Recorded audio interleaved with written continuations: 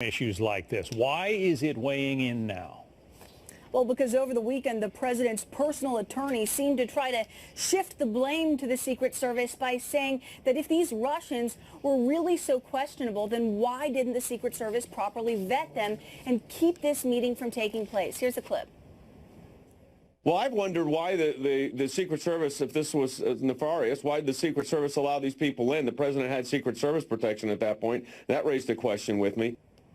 Now, the problem with that logic is that President Trump, or then candidate Trump at the time, he did have Secret Service protection at the time, but his son, Donald Trump Jr., did not. The Secret Service says, quote, Donald Trump Jr. was not a protectee of the U.S. Secret Service in June 2016, which is when this meeting took place. Thus, we would not have screened anyone that he was meeting with at that time. Well, meanwhile, the president is continuing to defend his son and his decision to attend the meeting to get dirt on Hillary Clinton from, according to Don Jr.'s own emails, Russia and its government support of Mr. Trump. Well, about an hour ago, he said on Twitter, quote, most politicians would have gone to a meeting like the one Don Jr. attended in order to get info on an opponent. That's politics. But critics argue that getting info from an opponent from like Russia, one of the U.S.'s greatest adversaries, really crosses a line. And one of the big questions from here is not necessarily what happens to Donald Trump Jr., who is not officially a part of the White House, but what happens to Jared Kushner, who was at that meeting and does work at the White House and does have a top secret security clearance. John? And this Made in America week, that's what the White House wants to message this week despite the controversy. Yeah, so what we're going to be seeing today is a showcase inside the White House and on the South Lawn featuring products from almost all 50 states, made in America. That's the big theme. And the goal, according to the White House, is to really highlight how the president's efforts to roll back regulations and reform the tax code would help U.S. companies manufacture more products right here in the U.S. But the problem, of course, is before the White House can fully focus on tax reform, they first have to get through health care. And as we just saw over the weekend, that effort just took another big hit because Senator John McCain going to be out for at least a week, and the Senate Majority Leader delaying that vote. John? We'll be talking more about that as well. Kristen Fisher at the White House. Kristen, thank you. So as Kristen just mentioned, the Senate health care bill is on hold, with Majority Leader Mitch McConnell delaying action on the revamped measure until Senator John McCain can recover from surgery to remove a blood clot near his eye. Senator McCain's vote very much needed because Republicans can only afford to lose 2 of their number. Meanwhile, the Congressional Budget Office also announced a delay in releasing the new score on the new bill. But Tom Price, the Health and Human Services Secretary, says this plan is definitely better than Obamacare. The fact that the federal government came in 8 years ago, 7 years ago, and said, this is what you have to purchase, that's what we're trying to get away from, because when the government says this is what you have to purchase, of necessity, it doesn't include or may include more than you want or doesn't include what you want. So what we want is patients and families and doctors to be making these decisions, not the federal government, not insurance companies. Joining us now, Bret Baier, the anchor of Special Report. Timing is everything in politics, Bret, and from the standpoint of the Republicans who want to get Obamacare repealed and replaced, the timing of John McCain's absence from the Senate could not be worse. Well, that's right, John. Good morning. I think, this delay is obviously a sign that they need John McCain's vote, and there's no two ways about it.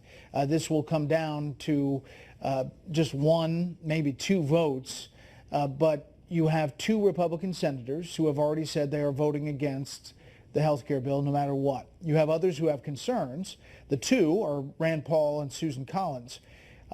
So they're counting heads here, and the delay will raise questions about where the support lies. But one of the things that you haven't heard a lot about is there are only 2 definite no's. There aren't 12 as you had before in the first iteration of the Senate GOP bill. And while there are some on the fence, there are indications that Mitch McConnell is working behind the scenes to get these votes over the finish line. So I think when Senate Democrats say don't count out the Senate Majority Leader, I think that that's probably a wise move as you get closer to an actual vote after this at least 1 week delay. We had up there on the screen, and maybe we'll put them up there again, the names and faces of those wavering GOP senators: Dean Heller of Nevada, Lisa Murkowski of Alaska, Rob Portman of Ohio, Shelley Moore Capito of West Virginia, and Senator John Hoeven of North Dakota. They all have some questions about this, but as you say, they are not definite no's. Right, and they, or at least some of them used to be. And so what the administration and what supporters of this bill are going to try to do is making it a binary choice. Is it better than Obamacare currently? Is it a better change? Can Republicans go back and say, we changed it for the better and we can continue to evolve it, but we did it without any Democratic support? And then turn it around and say, we are fixing health care. Now, the CBO number, it depends on how you view the CBO. It's kind of the Congressional Budget Office. It's kind of like a calculator. The numbers you put in, affect the numbers you take out. But that score will be important to making that case about the binary choice. Is it better than Obamacare currently? But observers of the Senate say with John McCain out, the longer this thing just sort of sits out there and festers, the less likely it is to pass. Is that your assessment as well? I don't know if that's the case or not. I mean, there is pressure from Trump supporters and also Republicans who feel they really want to get to tax reform. So you have donors out there who are saying, we need to see a W pretty soon legislatively. Otherwise, we're going to pull money away from elections to come in 2018. That is motivating for some, and I think that the politics behind this is still up in the air. What about, it's still uphill, John. It's still an uphill to pass this if you're looking at it just plain the numbers, as Senator McConnell does. A big boulder to push, that's for sure. What about Senator Ted Cruz's proposal that would allow states to individually opt out of, or at least offer policies, insurance policies, that would allow buyers to opt out of some of the more, onerous restrictions of Obamacare? Yeah, I think that there are elements of that are probably going to be appealing, especially for state governors, to have a little bit more autonomy. There's also the Lindsey Graham and Senator Cassidy proposal about kind of block granting more to make the states a decision. As you get to the votes and the voting on amendments, I think you're going to see what's appealing and what's not very quickly. All right, so again, with Senator McCain out, at this point, nobody knows when he might be returning to the Senate, right? So there will be no vote scheduled until he is healthy enough to come back to Washington and cast his vote. That's right, and that's a real question. I mean, just listening to Dr. Mark Siegel earlier, it's, optimistically, it's 1 week, but you don't know. What you don't know about recovery from a surgery like that. And I know that especially when one has experienced a blood clot, the doctors generally don't like putting you on an airplane right away. So that's right. With the senator in Arizona right now, the train from Arizona is a long time. That's a very long time. Bret Baier, good to talk to you. We'll see you tonight on Special Report. Thanks a lot. Yeah, we wish him the best in his recovery, regardless. Well, Fox News alert now on the deadly flash flooding that we've been following in central Arizona's Tonto National Forest. At least 9 people died over the weekend when floods hit the Cold Springs swimming hole.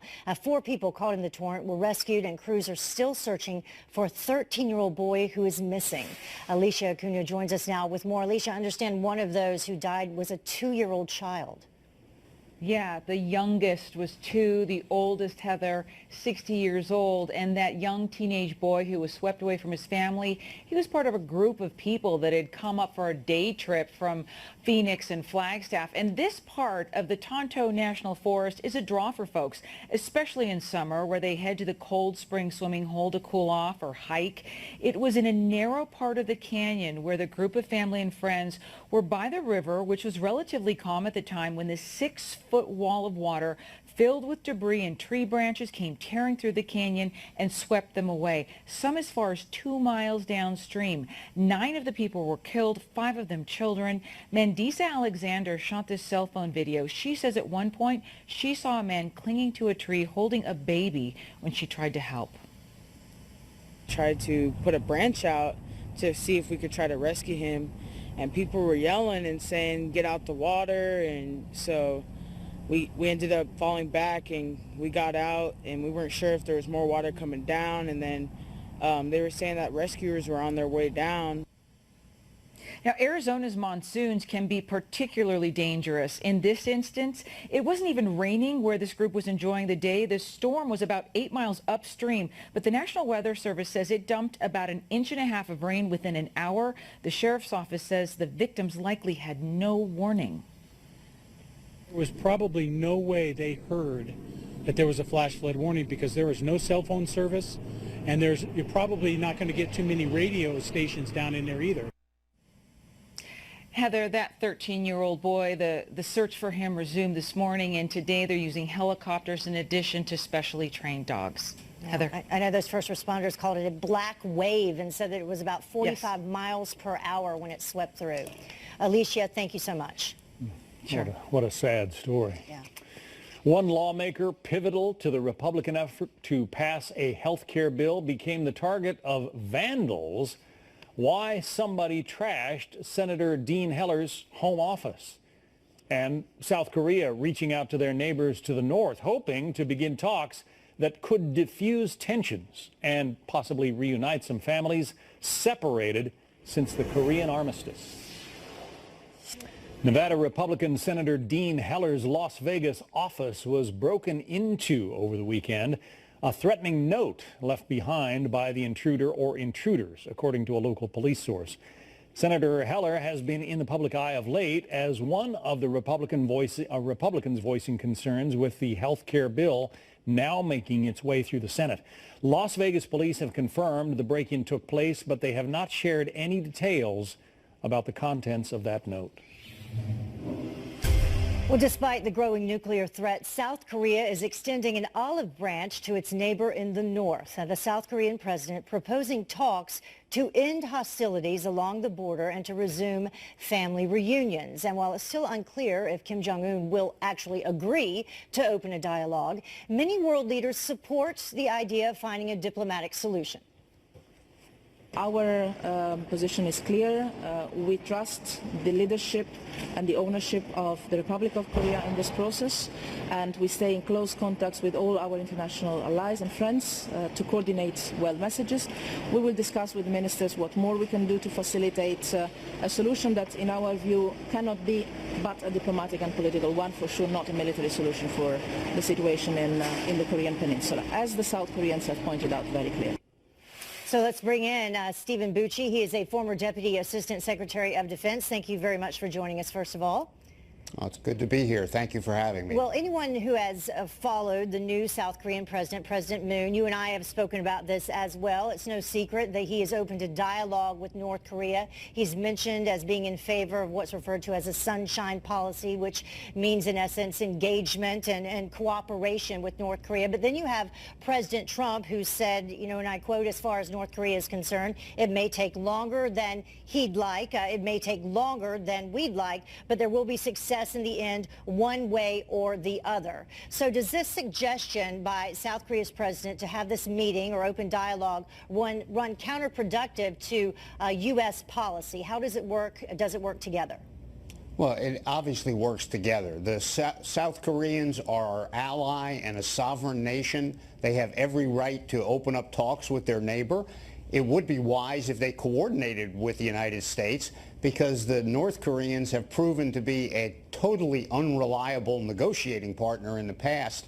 So I would caution optimism, or not too much optimism on the part of the Republic of Korea, but we certainly support a negotiated settlement.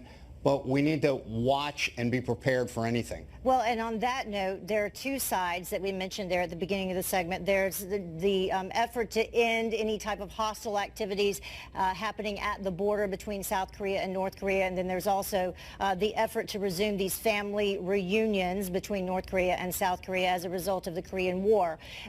Let's take the first part of that, because from what I understand, North Korea has set as a precondition for that and ending any type of hostilities back and forth at the border that the U.S., the annual South Korean and U.S. military drills be halted and stopped. Is that a possibility? That is not a possibility. Those exercises are the right of South Korea and the right of the United States as national security partners to do that. It's an unrealistic demand on the part of North Korea, and both the South Korean government and the U.S. government should never negotiate away the exercises or our missile defense deployments to the North Koreans. That's just a non-starter. But hasn't President Moon expressed some, or he's questioned at least in part, the deployment of the THAAD missile defense system? He has indeed, and that's something that our diplomats, in conjunction with South Korea, we should spend a lot of effort so that President Moon understands that ballistic missile defense technology in all of its components, the THAAD, Aegis Ashore, Aegis Afloat, our ground-based missile defense, our ground-based interceptors in Alaska, with the redesigned kill vehicle, all of those components are critical to the protection of both South Korea and the United States. Mm-hmm. They do not provoke the friction between South Korea and North Korea. They're a key component of keeping it under control. And why is it? Why are they a key component? And explain to us the three phases of the ballistic missile defense system. Well, they're a key component because they deterred North Korea from really going beyond their testing to actually taking a shot at South Korea or the United States territory. You have the boost phase when the enemy missile goes up. We need things in the area in Korea to shoot those down. We have the exo-atmospheric phase outside the atmosphere where a ballistic missile travels, like the test we just did where we shoot it down out in space. And then we have the re-entry phase where we need the same kind of stuff we have in South Korea, both in Hawaii and in the continental United States, to shoot down any missiles that we don't get in space. So we need all three components. Part of that is in South Korea, right, and we need it all together. We're still waiting for North Korea's response to this and see if they're even willing to open up these talks. But in the meantime, thank you very much for your insight. Appreciate it. Thanks for having me. Have a good day. Well, caring for our veterans outside the VA, why one group is touted as a possible solution to the problems plaguing that department. Plus, another American detained in Iran and sentenced to a lengthy prison term for spying. Details ahead in a live report. We've received a vaccine. Problems at the Department of Veterans Affairs leading to widespread criticism and calls for reform. But one group called Cohen Veterans Network is not waiting for the federal government to fix the broken system. The privately funded program is offering services to veterans free of charge. How does that work? Well, Casey Stiegel is live from Dallas with more. Casey.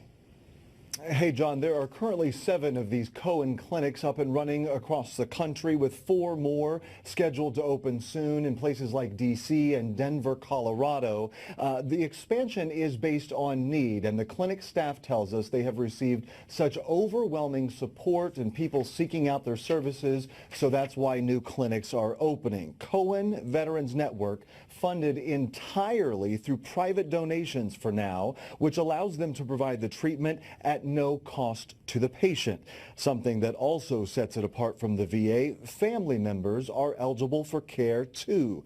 Then there's the speed. Once a veteran reaches out, they can get an appointment typically within 7 days for evaluation. Mental health is this organization's specialty, and those who have served their country often return with special needs that have to be addressed. Oftentimes what you hear is that isolation, that loss of, the safest I ever felt was when I was deployed and had 10 people watching my back. Felt safer there than I did back here in the U.S. So we're trying to to also help them to reestablish that sense of community. Jeff Hensley is a retired naval pilot who sought help from Cohen after dealing with some personal issues relating to multiple deployments overseas. Hensley tells me he tried getting help in other places, but claims the Cohen approach was the only one that finally got through to him. This is not a sign of weakness, reaching out and getting help. You know, nobody asks us to go to war alone. You know, we're out there with our battle buddies. You know, we have mutual support all the time. When we come home, you know, we've got a new team, and you know, that team may be our family, it may be our friends, it may be our community out there, but we're a part of it. Hensley also wants to make clear that the VA does do some stuff well, and he has had success within that system, but he believes that alternatives are good for the patients. John, back to you. Casey Stiegel, interesting stuff, live from Dallas. Thanks. Yeah. Well, coming up, an American college graduate now detained in Iran. What we are learning about efforts to bring him home. And another new development in the Russia story as we learn that a former Soviet counterintelligence officer also attended that meeting with Donald Trump Jr. But is the constant drip, drip, drip of this story really warranted? Our media panel weighs in up next. This drip, drip, drip thing is just not working, and we need to have a group of people, a core group, that come up and understand what everything is, right, and put it all out there for better or worse so that it's over.